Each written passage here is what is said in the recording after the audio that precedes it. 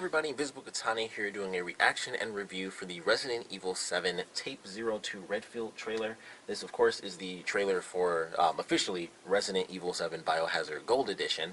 And this is our official trailer. We had a first look. I did a reaction to that, and if you guys want to check that out, I'll have that as the end screen for this video if you guys want to check out, like, I think it was only like a minute and a half or so. It was like a tiny, itty-bitty little bit of gameplay. But this is the official trailer, and I'm definitely excited for this. I didn't know it was coming out. I happened to see it today, and I was like, well, definitely. I always do reactions. Like, I'm like, my three things: Star Wars, Resident Evil, and then there's like a couple, little things that sometimes pop up. But Resident Evil's automatic, always gets a reaction. So definitely wanted to check it out, and had the time. Just finished up work, so I'm kind of still here, just sitting around. I was like, well, time to check out this trailer, see what we get. And I'm definitely looking forward to whatever information ends up coming out of this thing. So I'm definitely excited for this. And I assume, oh, it's right there.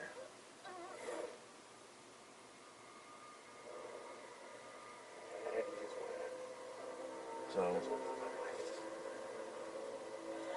I forget that's what that meant. Is it? There's someone who can help. This is not home. Apparently I'm alone. I'll send help. Don't bother. There won't be anyone left to help. Okay, so Evie, please.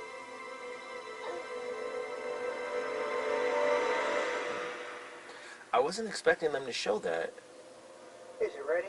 at all. Can we begin? To be totally honest, that's actually great. I love the fact that they showed that off, because that was actually a huge question that I had. The has been secured. He's alive and well, considering. And Lucas Baker? Right now, he's our only link to the connections. He's next on my list. We didn't get much from the first unit before we lost contact.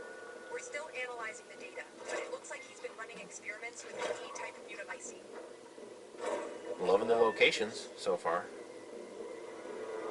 Like a whole new... Apparently, Lucas turned the mine into his own personal hideout. How many men did we lose? whole new facility, so that's awesome. You hear that? Sounds like Tom running out for you. Hey, talk versus talk. And shit. Chris, are you okay? We got a situation here.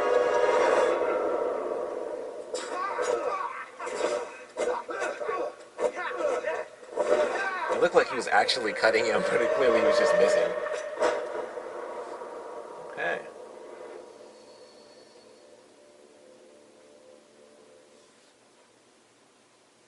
That's visually... You'll fix this, Zoe.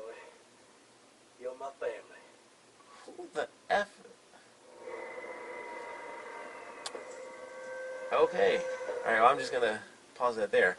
That was a good trailer. I like that. That showed way more than I was expecting, mostly because it had the End of Zoe stuff at both the beginning and the end of it, especially considering it's called the Redfield trailer. I was not expecting them to have anything to do with Zoe, so this trailer is far beyond my expectations for what we were going into, so that's actually phenomenal. That is great, and I'm actually going to replay this tiny little piece here.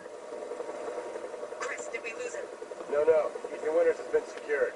Okay, he just said his name. I was curious what he said there, because I was just curious. But that was a big mystery with the game as well. It was like, what was the deal where it seemed like Ethan knew Chris when he's like, what took you guys so long and stuff like that. So that seems to kind of answer that question for sure. But the biggest thing I was wondering was, as far as the End of Zoe DLC, and I mentioned this during, I think it was during the gameplay that they had for Chris's campaign, was what are they going to do as far as the main storyline? Because of course you get to that point in the game and you have two options. So either you choose Mia or you choose Zoe. And I was like, alright, well, if you choose Mia, then of course you go through the game. Obviously if you're watching this, then you should know there are going to be spoilers. But if you choose her, then she lives. But if you end up choosing Zoe, then Mia doesn't end up controlling the virus, and you ultimately have to fight her in the boss battle, and then you kill her, and then she, wastes away.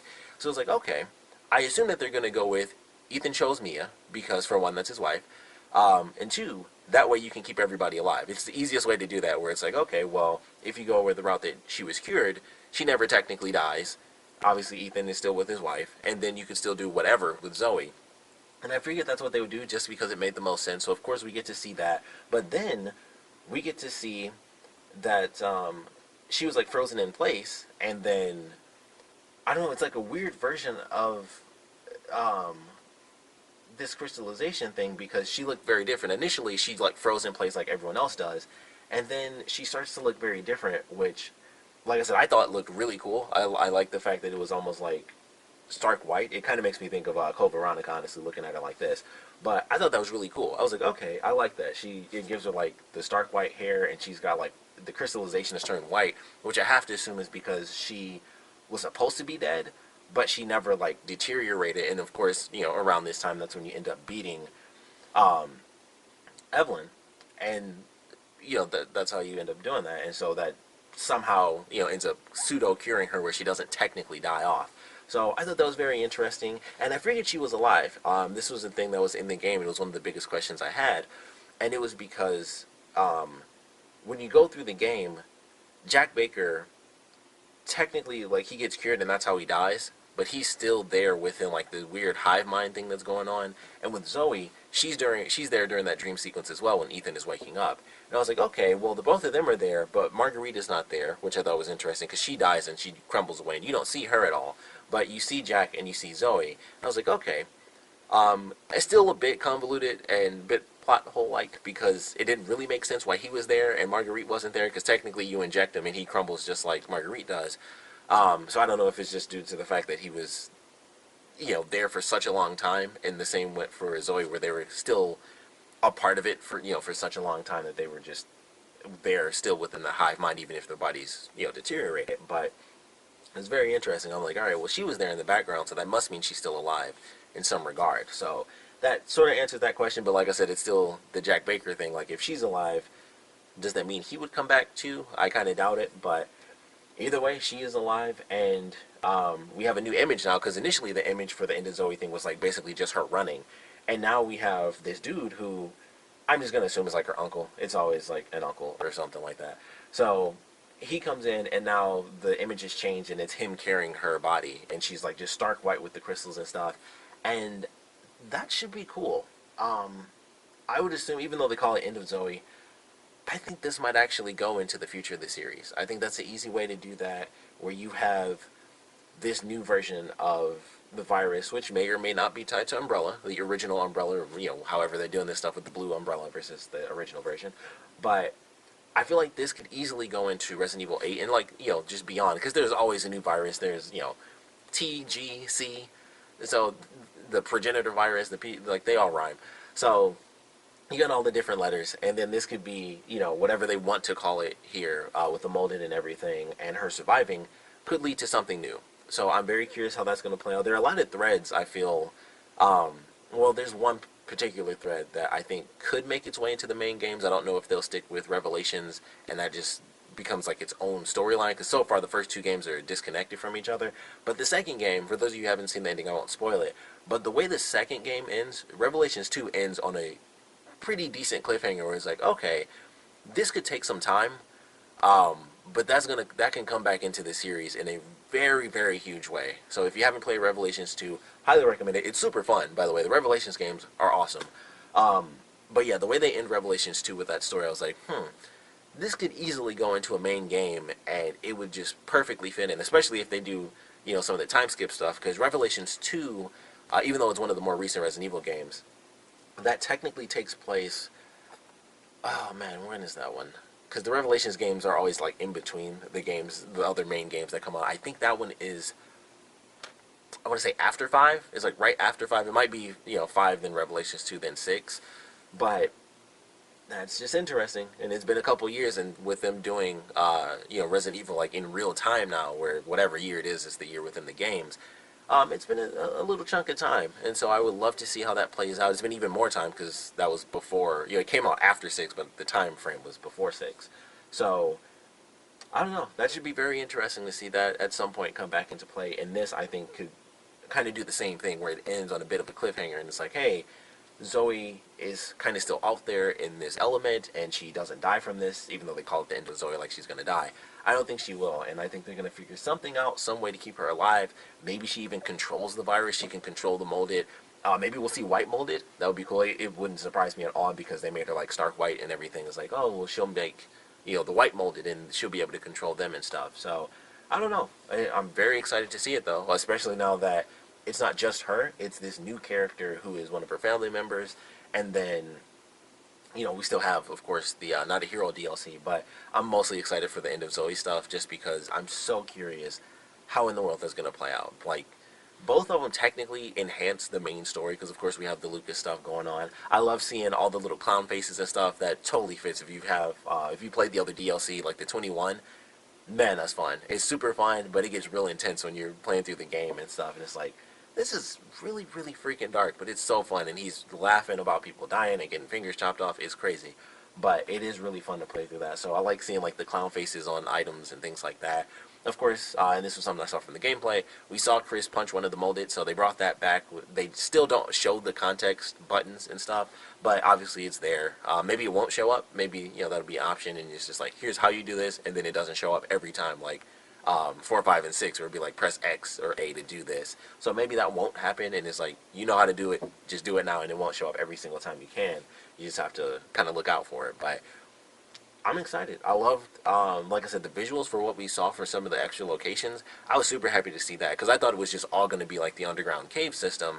And it's like, nope, he has this crazy underground cave system where it looks like the cave. And then there's other stuff where he has crazy, they got like another room that looks like, the lasers like Resident Evil 4 as well as the movies.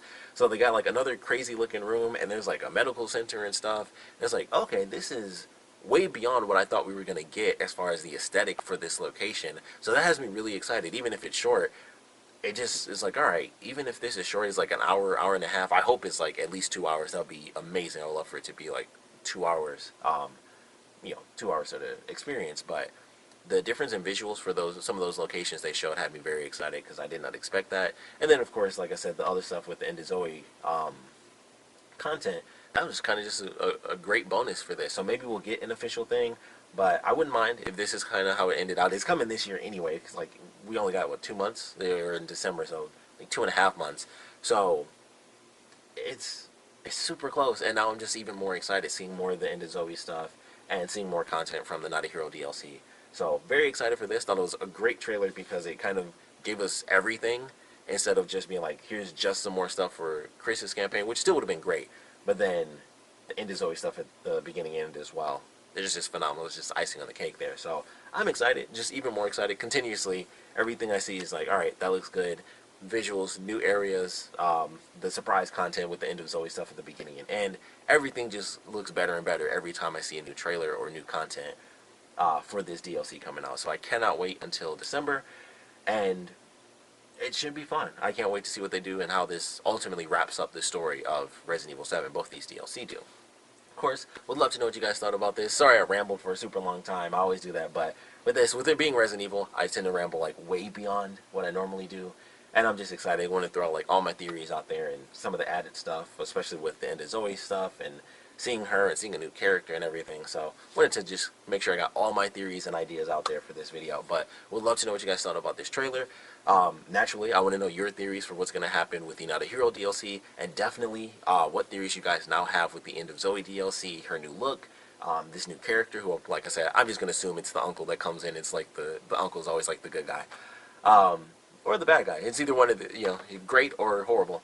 But yeah, Uncle coming in to save her, something like that. So we'd love to know your new theories for everything that's going to happen in both those DLC. And of course, what you guys thought about the trailer in general. So please comment below, let me know. And thanks for watching.